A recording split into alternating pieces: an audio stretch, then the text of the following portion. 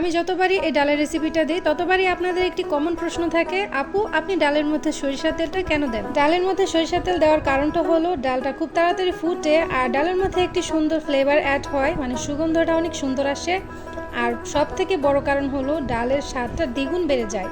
আপনারা যারা এভাবে এখনও ট্রাই করেননি তারা অবশ্যই আমার এই রেসিপিটা ট্রাই করবেন, তাহলে আপনারা আসল কারণটা বুঝতে পারবেন। তো আমার যখন সকালবেলা একেবারে হাতে কম সময় থাকে তখন আমি এভাবে ডালের মধ্যে আলুটা সেদ্ধ করে ফেলি। এতে দেখা যায় আলু ভর্তার মধ্যে একটি ডালের ফ্লেভার আসে আর ডালের মধ্যে আলুর একটি ফ্লেভার আসে, এতে করে ডালটা অনেক মজা হয় আর আলুর ভর্তা আরও বেশি মজা হয়। তো এই যে এখানে কথা বলতে বলতে কিন্তু আমার ডালটা হয়ে গেছে আর কালারটা দেখেন কত সুন্দর হয়েছে। এখন আমি একটা করে কয়েকটা শুকনো মরিচ ভেজে নেব আলু ভর্তার জন্য। মরিচগুলো ভাজা হয়ে গেলে এখন দেব ফোড়ন। ফোড়নে আমি নিয়েছি কালো জিরা, রসুন কুচি ও পেঁয়াজ কুচি। এখন এগুলোকে লাল লাল করে ভেজে তারপর ডালের মধ্যে দিয়ে দেব। তো আমাকে অনেকে জিজ্ঞেস করেন যে আপু আপনি যে প্রথমে জিরাগুলো ভেজে নেন, জিরাগুলো কি কালো হয়ে যায় কিনা বা পুড়ে যায় কিনা, এতে কি ডাল কি তেতো হয়ে যায় কিনা? তো না, ডাল কিন্তু একেবারেই তেতো হয় না, ডালের কালারও সুন্দর আসে আর জিরাগুলো আগে ভাজার কারণে ডালের মধ্যে ফ্লেভারটা অনেক সুন্দর আসে। তো এখানে আমার ডাল রান্নাটা হয়ে গেছে, এখন আলু ভর্তাটা মাখিয়ে নেব।